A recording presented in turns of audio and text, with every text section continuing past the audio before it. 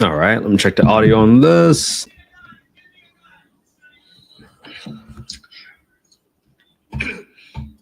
Okay, we are in business today. We got a sub-2 deal in Kissimmee, Florida. This is a 3-bed, 2-bath, 1,287 square feet, 1989 built, 2 garage spaces, turnkey condition, entry fee $50,000, purchase price $280,000, existing loan $180,000, 2.9% interest rate. PITI is 1650.75. There's a balloon of $50,000. Principal only, due 60 months after closing. No monthly payments, no interest. Okay. That's interesting. So the $50,000 plus that's how they get to 280. All right. Let's quickly look at this area. See if I can just get a general sense of the condition of this property. It does look pretty much turnkey if all things are consistent. Yeah, nothing looks like it needs to get replaced. Let's see, March 2021, so 3 years. Maybe I'll just put in some money for painting, but doesn't look like it's in a flood zone either. So that's good to know. Let's see what county this is in. Osceola County. All right, so in order to analyze this deal, what I'm going to do first is quickly try to gauge what the FMR is. So if you Google HUD FMR, HUD FMR, you can go ahead and click on FY. Whoops, small area FMR, 2025 FMRs.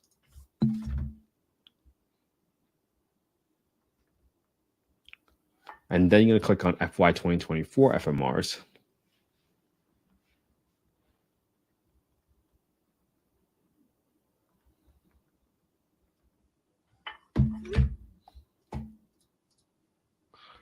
And then you're going to pick the state and then the county.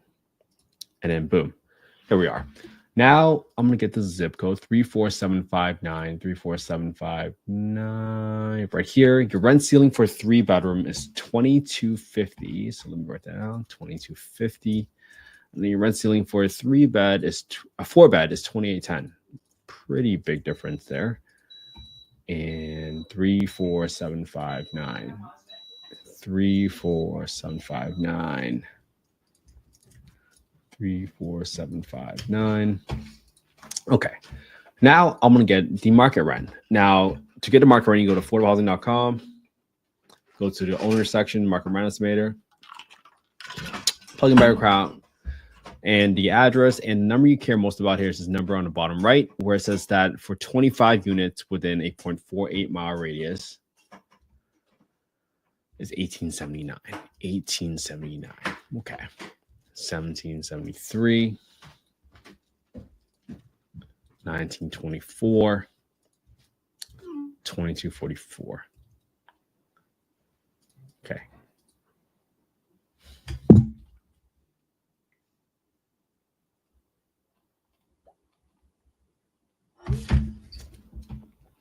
All right.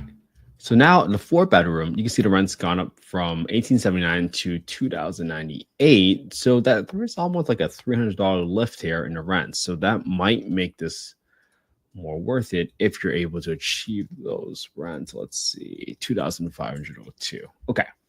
Now let's go ahead and plug in some numbers based on what we know so far. So this property, $280,000. Let's plug in this right here, $280,000. We got roughly $50,000 entry. Okay, so I'm gonna put $50,000 right here. I'm assuming that includes everything else. At 2.5% closing costs. I want to put in a little bit of money for renovations, just to paint the place, just have a little bit of money. $1,287. Okay. Leave $1,500 for roof, $500 to clean up the landscaping, just in case. $1,287 at $3 a square foot, and that's all I'm going to have for this property. 2 bathrooms. So I'll probably replace the high pressure flush toilets. That's just my personal preference. You don't have to do that. So I'll set aside $8,000 roughly, just in case of something comes up. All right, let's plug in the details for this property for the mortgage loan. The loan here is, let me pull this all the way over here so you guys can see it. There we go. Just for those of you on Instagram. 200 mortgage loan, 180. 2.9% interest rate, I'm assuming this was bought in 2021. And that's when this loan started. So March 26, 2021. Boom. Okay. Now, the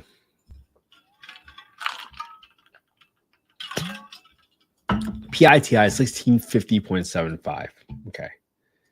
At 1650.75, what I'm doing is I'm taking the whole payment that's been disclosed to me by the wholesaler.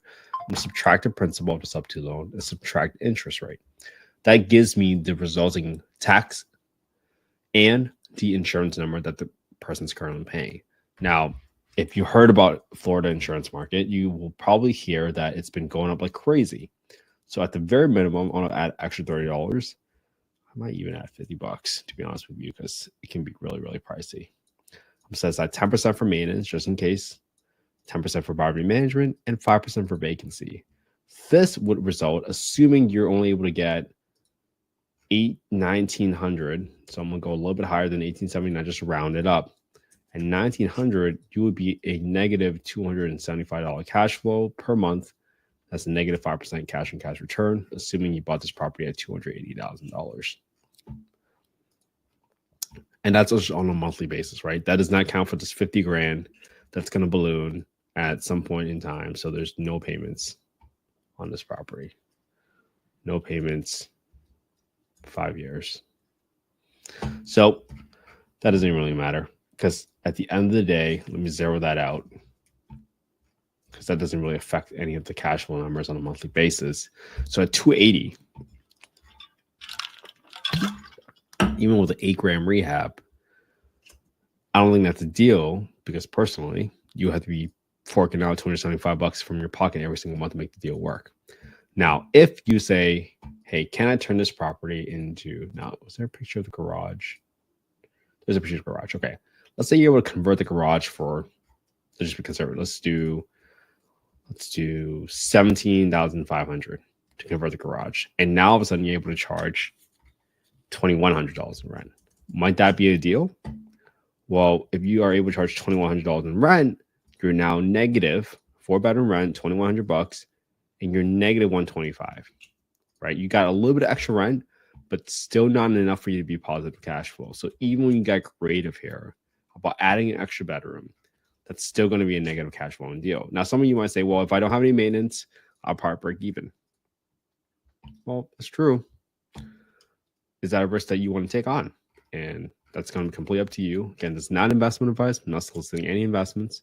Simply showing you what I'm doing every single day on a daily basis, just getting in the reps. So for me, this personally is not a deal for me. But for some folks, if you believe that Florida is a high appreciating market and you're getting closer to a break-even scenario, that might be a deal for some folks, because you might think this property is going to go up 10%, 20% in a year. I think that's very speculative. It's personally not what I think, or nor do I underwrite for appreciation. I always use as-is values whenever possible when using and estimating comps. So just something for you to think about and for you to be cautious about. Now, for this property, it was kind of right on the line, but if you look at the numbers, right, and you figure out how do I quickly rule out a deal at about 1650.75, when I saw that the market rent was roughly around 1879, you probably could have stopped underwriting at that point in time, because what do you want to do? You want to avoid a little bit of burnout, right? So if you just assume $2,000, you take up like 20-25%, you're already at $1,500. All right, assuming your rent was $2,000, but you're not. You're even lower than that at $1,900. So for me, that's how I quickly knew it was a negative cash flow deal. And at that point in time, you probably could have stopped underwriting a deal. But today we walked it all the way out so you can actually see how the numbers get to come together, how they flow, and ultimately what was the resulting cash flow number on a monthly basis at the very minimum for this property. So that's it, guys. What I want to do was simply show you guys how to quickly analyze the subject to deal. I'm in the sub 2 community, so I know that sometimes a lot of these deals get shuffled around, and you have to determine your own process for determining whether or not these are deals for you or your partners. And all I'm doing today is just simply showing you the work, right? And I really hope you all are able to copy my homework, look at the same deal I analyzed today, using the same spreadsheet. Just DM me your email on Instagram at investwithkenhe. If you want to copy the spreadsheet, my team will send it to you. But I've been very fortunate. I've been given these spreadsheets by the folks. I just kind of modified it and tweaked them to match how I underwrite deals. And I like it because I go through different scenarios. And then I also are able to quickly realize what are deals and what are not deals. So that's why I do this every single day, so that you can just copy the homework, put it on your own YouTube channel, so that you can have the undeniable track history, that track record of knowing when to spot a deal, and most importantly, when is something not a deal. I've been DM'd so many times in the past couple of months where people have bought deals that they thought they were in a cash flow, but they simply didn't. And sometimes wholesalers just market these deals as if they were going to make money on it because they're just trying to get rid of the deal. So be cautious, put in the reps, get into practice, and all it takes is just 18 minutes a day. And you underwrite for a deal or two deals. Doesn't matter. I have 192 deals on the YouTube channel right now. You guys can just copy all of them and put it on your own YouTube channel.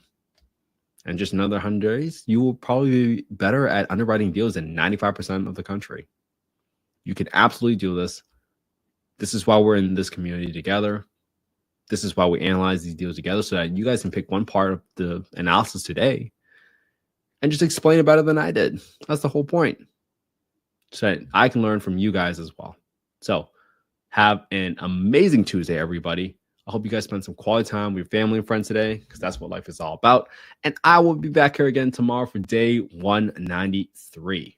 Have a good one, everybody.